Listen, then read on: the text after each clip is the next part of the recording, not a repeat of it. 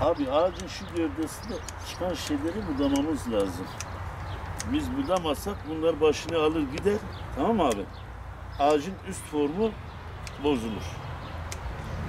Yani şu üst forma çalışması için, taşlanması için bu kenarda çıkan bölümlerini hepsini alıyoruz abi. Akşam çamur yağmış.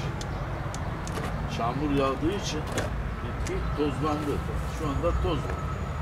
Bunun yıkanması lazım. Bir de zaman alır.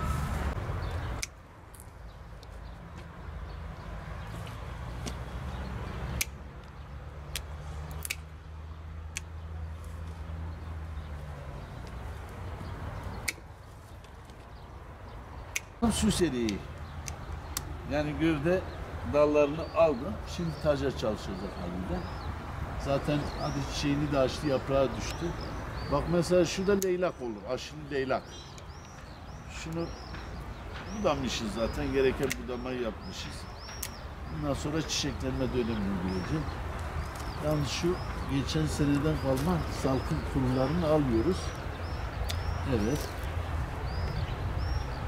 Evet. Şimdi biraz daha alalım şu.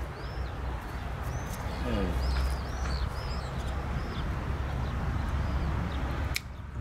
Mesela kışın Ocak ayında, Aralık ayında sökümlerimiz başlar. İklimine göre getiririz burada istifleriz abi. Kimisini poşetleriz, kimisini saksılarız. Şimdi Ocak, Şubat eğer ılıman geçerse biz Mart'a kadar şey yapıyoruz yani bunun satışını, çıplak kök satışını sunuyoruz. Rutbolu. Ha eğer soğuk geçerse biz bunu hemen saksıya aktarıyoruz. Tüp dediğimiz yani poşetlere aktarıyoruz veya saksıya aktarıyoruz. O şekilde daha ileriki mesela Haziran ayına kadar biz bunu yani satışa sunuyoruz. Herhangi bir şey yok. Yazında zaten sulamasını yaptıktan sonra kökünü salıyor 2-3 ay içerisinde. İsteyen vatandaş 2-3 ay sonra yaz sonunda yani son güz vaktinde sonbaharda gelip bu bitkileri alıp sağlıklı bir şekilde dikebilir. Kuruma, fire olayı olmaz. İstisnalar hariç. Sulandıktan sonra hiçbir kuruma olmaz. Tepeden geçiyor. Hepsi mesela sertifikalı bölgeler, hepsi çalışan Batı'daki arkadaşlarımız. Bursa'sı olur, Yalova'sı olur, İzmir'i olur, Antalya'sına kadar yani Mersin'e kadar hepsi de adamlar standartlar yani Avrupa standartlardan diyeyim. Yani şimdi böyle bitki şey değil. Bitki standartsız olmaz. Denetlemesiz olmaz. Sağlıklı bitki ise mesele bitmiş. Yalnız istisna hariç yani binde bir hastalıklı bir bitki olsa onu da zaten biz imha ediyoruz. Onu bitkinin içine koymuyoruz. Hastalıklı böcekler varsa onu biz hemen tarıma bildiriyoruz. Tarımdan ziraatçı arkadaşları geliyor, inceliyor, imha ediyor. Yani sağlıklı bitki, sağlıklı orman, sağlıklı bir yani bahçe, peyzaj biliyor musun abi? Yani şimdi standartlara uymasak böyle karman çorban bitki satışımız da olmaz. Burada envai fidanımız var. Bizde yok denecek kadar. Binde bir hariç 999 bulunur burada bitki çeşidimiz. O da iklimden dolayı. Yani iklimsel mesela bazı bitkiler var bizim iklim karasal. Ilıman bitki burada kışın ölüyor. Mesela bir narenciye türü burada yetişmez. Onu ne yaparlar? Salon olarak, yani salon çiçeği olarak cam mekan önüne koyarlar. Yine meyvesini verir. Fakat bizde 10-15 derece civarı bir soğukluğa ulaşınca narenciye darbe yer, ölür. Şimdi mesela meyve ağacı Mart'ın sonuna Nisan'ın sonuna kadar dikebiliriz. Meyve ağacını. Çıplak kök olarak söylüyorum. Nisan'ın sonunu geçti mi Haziran'a girdiyse biz bunu şey yapamayız. Tehlike arz eder. Çünkü yaprak aşamasına geliyor, hava ısınıyor. O da iklime bağlı. Mesela bazen Nisan serin geçiyor. Bazen de sıcak geçiyor. Sıcak geçtiği zaman erken açıyor çıplak kökler. Yani söküm fidan. Ne oluyor? Haliyle yaprak açınca sen zamanlama yapmasan bir hafta içinde pek randıman alamazsın. Sıfır budama yapman lazım. Biraz yani işi bilmen lazım. Yani Şubat, Mart bu 2 ay dikim ayıdır. Nisan'da serin geçerse Nisan sonuna kadar da çıplak kök dikebilirsin, yani söküm kök. O da iklim şeyine bağlı, hava durumuna bağlı. Zamanlama yaparsan, dikersen hiçbir problem olmaz. Evet. Ve türlü türlü çamlar var. Mavi selviler var, spiraller var, şekilli çamlar var. Mesela manolyalar var, kartopları var. Ne diyeyim, yani saymakla bitmiyor ki. Evet.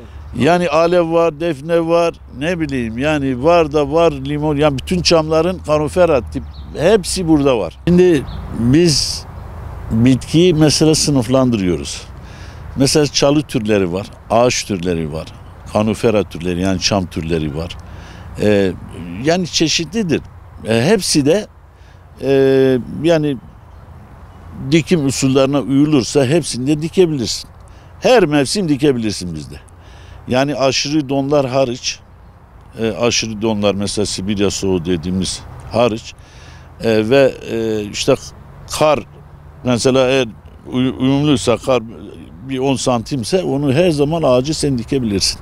Çünkü bizde ağaçlara gelince, ağaçlarda mesela meyve ağaçları adam alınca biz gerekli bilgileri veriyoruz.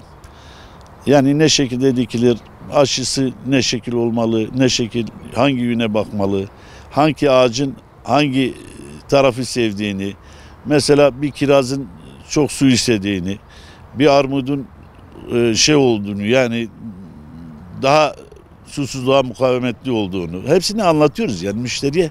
Biz müşteri, yani müşteri dediğim alıcı, talep eden kesim, biz gereken ilgiyi gösteriyoruz. Her şeyi anlatıyoruz kendisine, sağlıklı dikilsin diye. Şimdi fiyatlar bu sene malumunuz biraz yani fiyatlar yükseldi, öyle diyelim. Ya biraz işte bu nakliyelerdeki, mesela geçen sene bu zamanda mesela Yalova'dan veya Bursa'dan veya İzmir'den veya Sakarya'dan bir tırı biz 6 milyara buraya getirdik. Şu anda 25 milyar. Yani 1'e 4 artı mazot. Şimdi bu da maliyetlere maalesef yansıyor. Yerinde de bitki haliyle duracak değil, yani her şey paraleldir. Bitkiye biz aşırı yükleme yapamayız. Vatandaşa hani fırsatçılık yapamayız.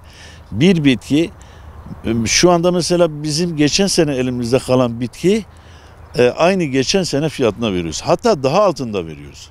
Tabii. Mesela atıyorum 20 liradan başlar. Yani 10 liraya daha bir şey gelmiyor.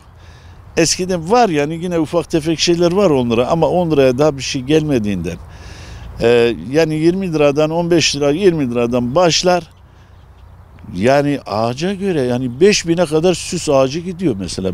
Yaşlanmış bir zeytin ağacı mesela 4-5 bin liradır.